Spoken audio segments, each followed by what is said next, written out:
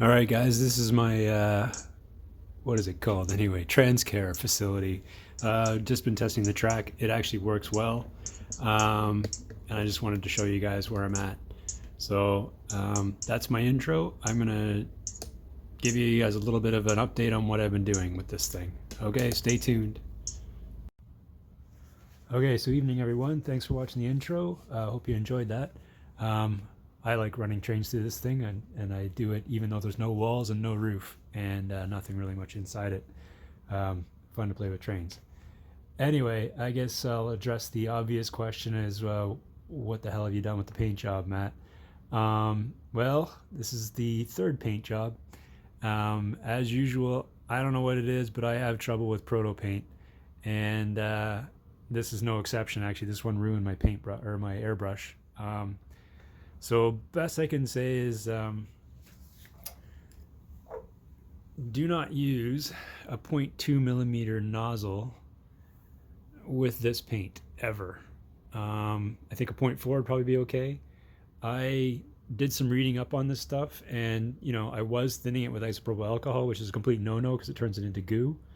But I was thinning it with water, and I was getting away with it for painting trains and stuff, but I was airbrushing this for about 45 minutes, and it started out beautifully in this corner.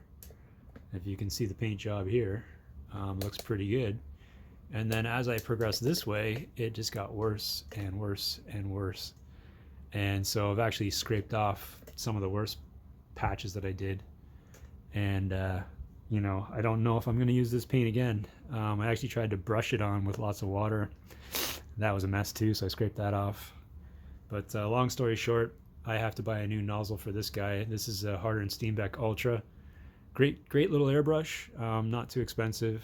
But yes, it's not a miracle worker, and don't use this paint in this airbrush is my advice. Tamiya, no problem. I can use those all the time, but I thin those with 50% isopropyl alcohol, and I get no problems at all. And cleanup is a breeze. So that is the paint issue. I do like the color. It's for those of you interested, it's the Via gray lettering, CN lettering gray, and it's a really good concrete color, I think.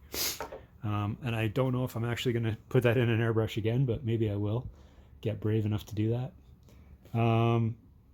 So yeah, the other thing here is you can see a little patch right there, and that was not intended. But what I ended up doing was eating my dinner with my soup bowl on top of my TransCare facility, and when I finished my soup, all the plastic had bubbled up and had risen probably three or 4 millimeters above the surface, and I was like, uh-oh.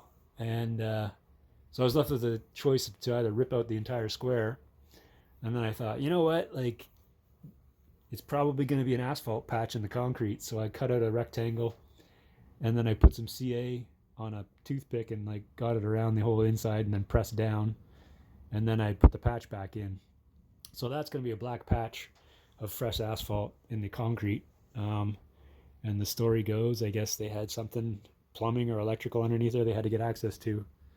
But really, it was my hot bowl of soup. So don't do that. Don't eat your dinner on your model. What else can I say? All right, I'll go into a bit more detail on the painting of the.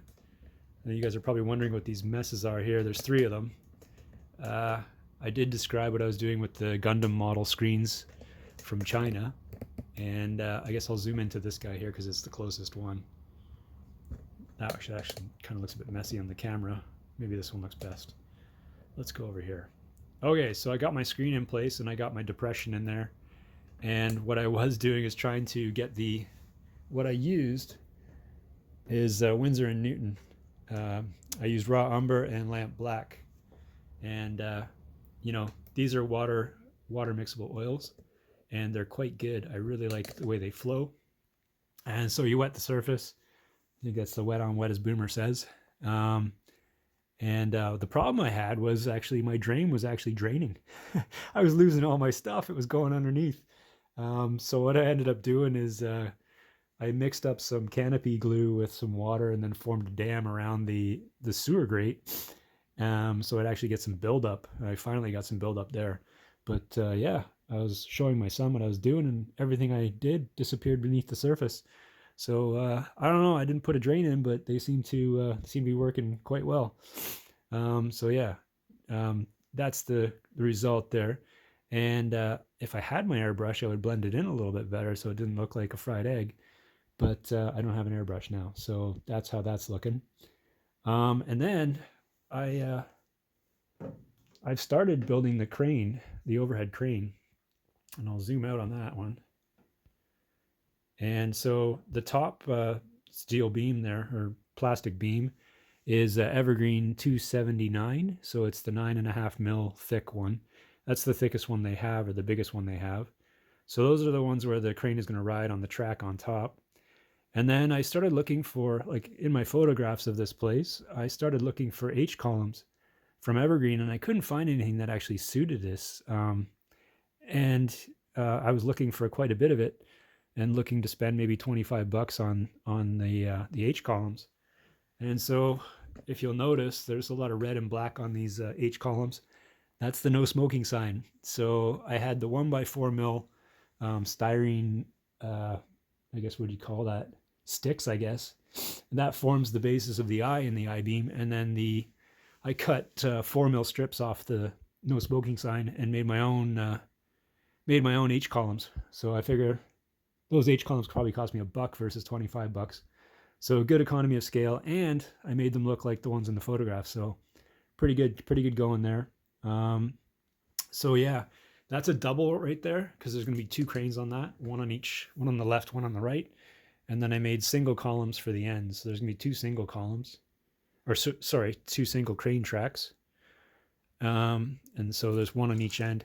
I do have to buy more of that 295. I got about 2 more packages of that because I'm not going to scratch the rails that the crane rides on.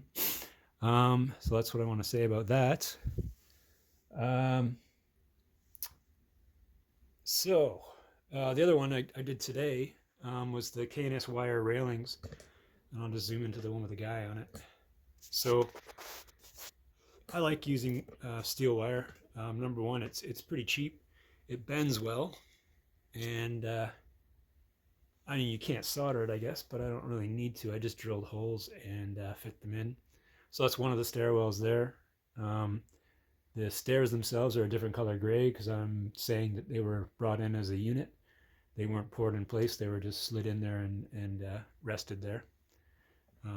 Kind of like the precast stairs you can buy. And there's the other one there. So those are my stairs. That's as far as I've gotten. I'm gonna try and do as much of the crane support as I can. I haven't touched the walls yet, and I will build the cranes, I think, next. The cranes themselves. I'm only going to build 2 cranes. One for the coil car side. There's two identical widths here. I'm only going to build one so I can move the crane back and forth from one track to the next. And then I'm going to build the wider crane over on this end. So this one's about 1.5 times longer than this crane, or wider than this crane. Yeah, and I'm still bashing around some ideas for the interior walls. There is some insulation. I'm not kind of sure how I'm going to do that. Thoughts right now are using something padded just to represent insulation and possibly putting saran wrap over it. I don't know. Just some ideas there. If anybody has any tips on using proto paint, please put them in the comments below. I'd love to use this paint. I got lots of it. I'd love to use it in my airbrush without ruining my airbrush, if anybody knows how to do that. Anyway, have a good weekend, guys. Take care. This is as far as I've gotten. I'll show you more later. Thanks. Thanks for all the recent views and the recent subscribers.